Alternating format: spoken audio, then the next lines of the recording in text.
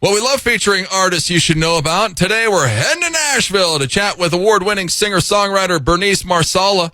Bernice has always been around music. She took up guitar in middle school. She's now classically trained. She's been releasing music since 2020. She's won multiple awards. She's up for even more awards this year, and she just dropped a brand new single called Irrelevant. We're excited to have Bernice on the show. First, Bernice, thanks so much for coming on. Hi, thank you, Jeff. Thanks for having me. Well, wow. You've always been around music. Your old man was like a classically trained guitar player. But did he get you into guitar, or who did? Oh, he got me into guitar, yeah. So I started with lessons actually on electric guitar, and then that kind of morphed into, translates to acoustic, obviously, and then I started getting into classical in high school. Because you have to love guitar to go through all that to be classically trained. Yeah. Because I had my roommate in college was going through guitar, and I mean, that guy played chords or whatever nonstop until it drove me crazy. I can only understand or imagine how it drives you crazy doing it. So, yeah, you have to have a love for that. That's for sure. So you go to what, Elmhurst College? Yeah. And study music business. You almost did music production, but then you stuck with music business. So you're living in Nashville. How long have you guys been in Nashville? About 3 years. Okay. And you're doing what, music licensing and copywriting? Yeah, well, and actually, I still work for the same company I worked for in Illinois. Once we moved down here in 2021, and, everything was remote. Oh, okay. And, so I ended up sticking with them because, I can be remote full time. So, I have a little girl, so I like that flexibility. Yeah, that's nice. And you can be at home. Yeah. Because what are artists doing wrong, or what should they know about music licensing and copywriting? Probably the biggest thing that I run into just at my job is, paying royalties when you're doing a cover. I think there's a lot of people don't understand that when it comes to streaming, especially because streaming is still so new and the laws haven't quite caught up with it yet. And it's complicated the way different distributors handle things. Some distributors will do the licensing for you. Some of them want zero responsibility for it. So it just makes it more complicated for the artist, in my opinion. Yeah, because I always wondered about that with cover songs. Because the dude covering it, the person covering it, are you making any money, or is the original artist, or how does it work? They can make, artist royalties through the distributor, but the original writers and the publishers, whoever that copyright owner is, needs to be getting their cut. Okay. Yeah, because you see some of these artists, they have a cover song and it just blows up, but I'm like, well, I don't think they're making any money off it. Probably not very much, with royalties in general being pennies, Yeah, nobody's making any money off hardly any music anymore. Right. It's crazy. Well, your debut album, Save Me, came out in 2020. I mean, you've been all over the place genre-wise. I mean, what do you tell people? Are you folk? Are you pop? Are you... what? I used to tell people I was like folk singer-songwriter style, and I think that's very much what the Save Me album is. But lately, I've been saying I'm multi-genre because I kind of do something different with every single at this point. Yeah, no, it's every single is completely different when you listen to it, which is cool. Because your early stuff was very raw. I mean, you were producing that stuff. Yeah, I was doing all the production and all the mixing and mastering, and I'm not like a pro at that. Like I started learning to do it because that was one of my original majors. And, so I got to a certain point with that, and then I probably could have taken it further, but I was kind of like, well, it's tedious. I felt like I spent 80% of my time rebooting the computer because the software wasn't working. And so it was just, there wasn't enough time of like the actual music making. And I'm not like a technologically adept person. So it was just kind of it was more troubleshooting than anything else. And so I found that irritating. I started out doing all of my own production because, I just wasn't connected to the right people to be able to find someone to do it for me. And I was at a point where I was like, well, I want to just put music out there, and I'm tired of like waiting for somebody to come along to either produce it or another artist who wants to cut the song. I was just tired of waiting to depend on other people. So that was how I started out with that. And I'm glad I did that, because doing that got me connected to those people to the point where now I have somebody else doing my productions, and, very happy with that. Well, you're in Nashville. There's probably throw a rock and hit a producer or something around there. I mean, who are you using now? So, not using my my Nashville connections. My producer is actually from the UK. Oh, wow. Yeah. Huh. Well, and I mean, with the internet and everything, yeah, it's crazy what people do anymore. But that's pretty cool. So your husband Mark plays the drums on some of your stuff.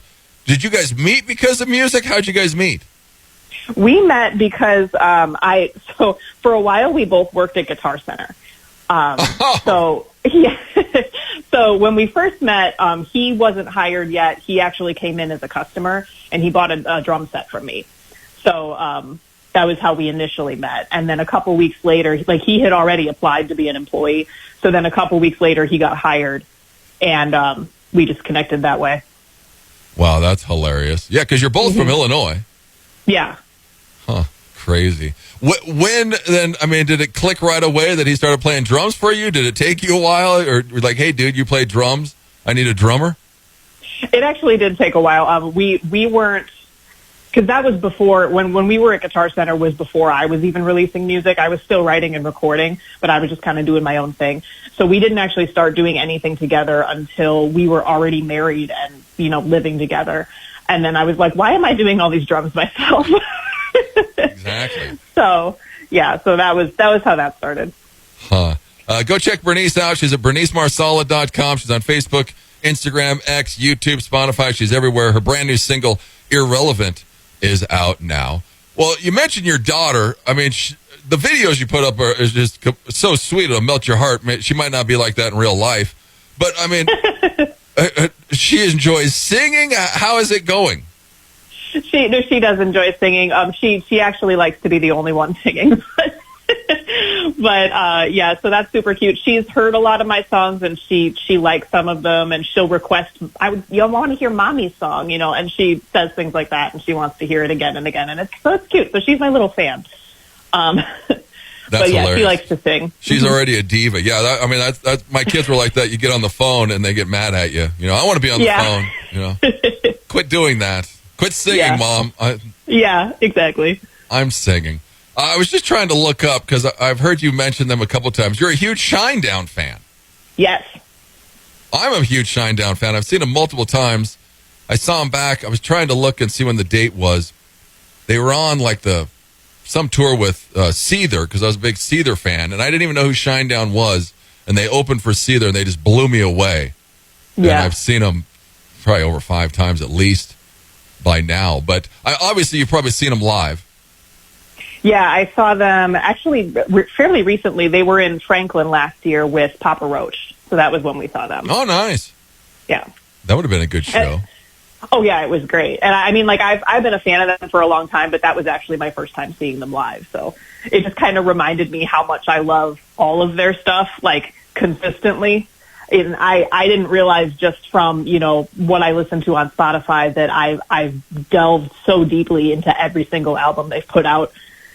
So yeah, it's crazy. They have so many hits. Mm-hmm. You don't even realize it. But yeah, and then you go see them. It's like, oh, there's another one. Yeah. I mean, it's crazy how many hits that they've had. Well, and congratulations. You're International Singer-Songwriters, featured artist of the month this month? Yeah, yeah.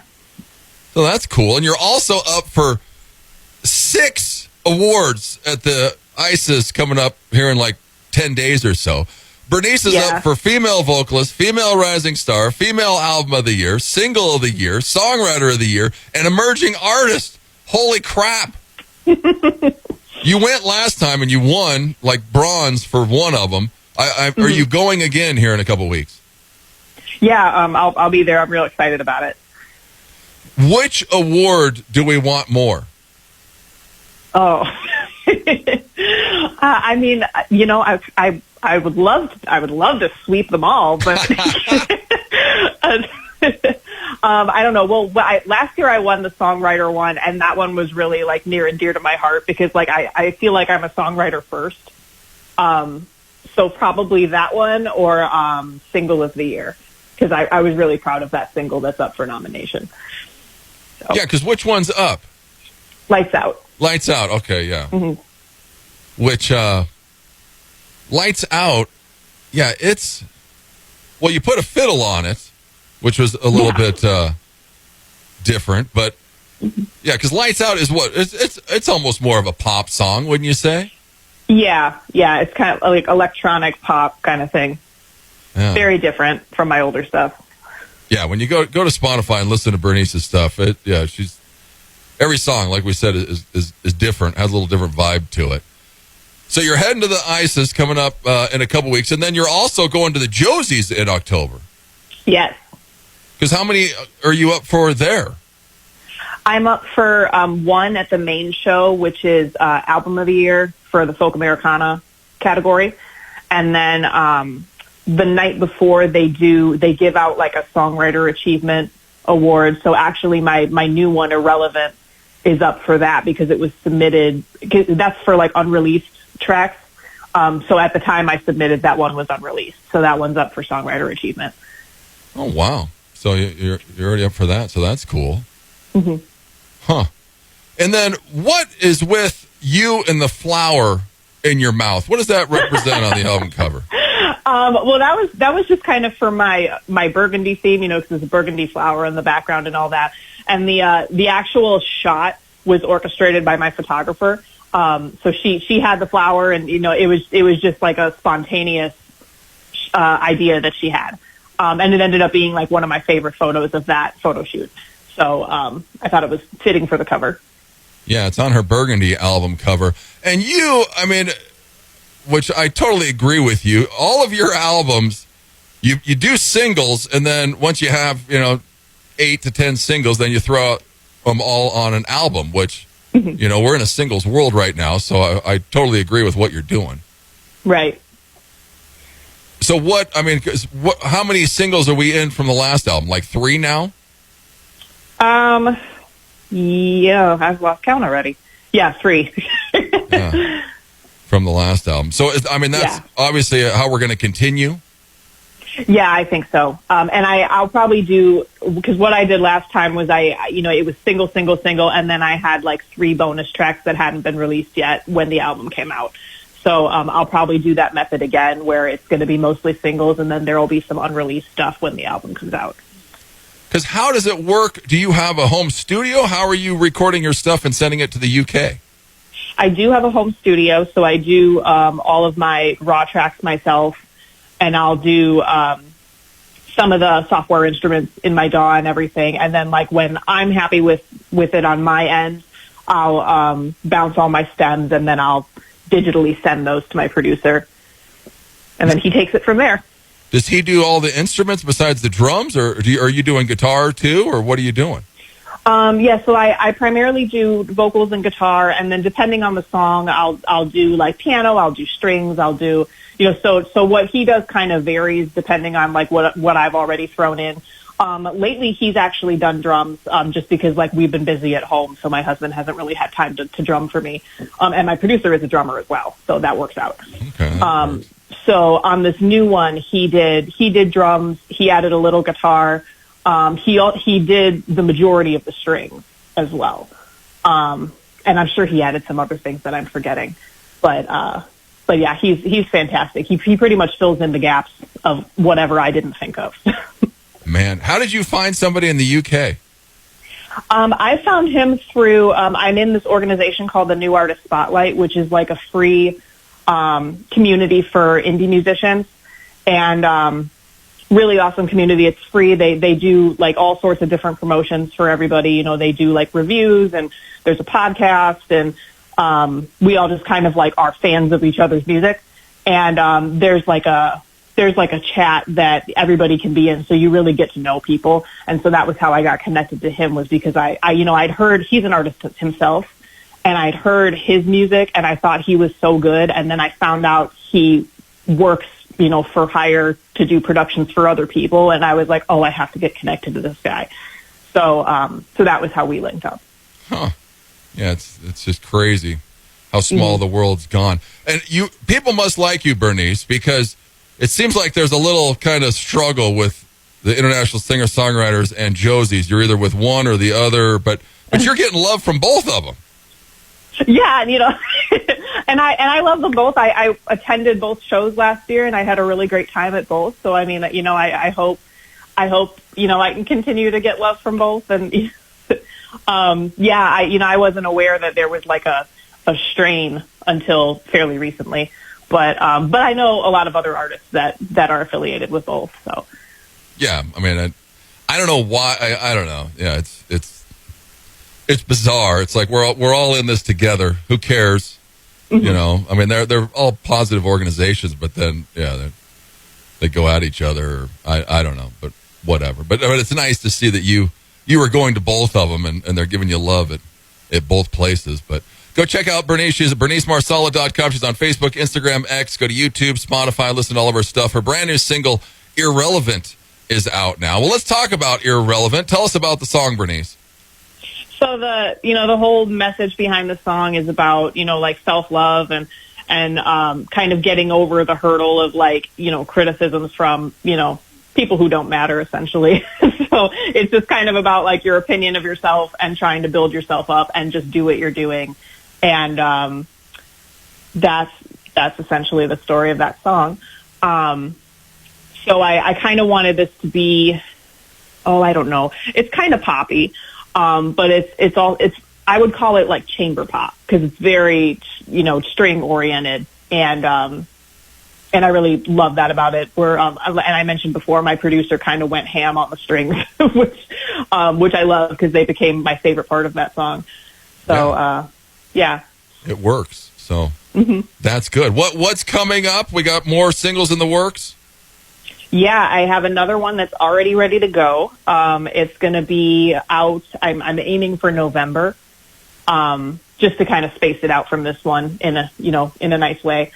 So I've got that one planned, and then I have another one that's queued up that's not fully produced yet, but that'll be like a 2025 release. Nice. Well, keep your eye on her. More stuff coming for Bernice Marsala. Irrelevant is out now. When are you going to Italy? Oh, I don't know. I'd love to go. But I have no plans at the moment. Mark, come on.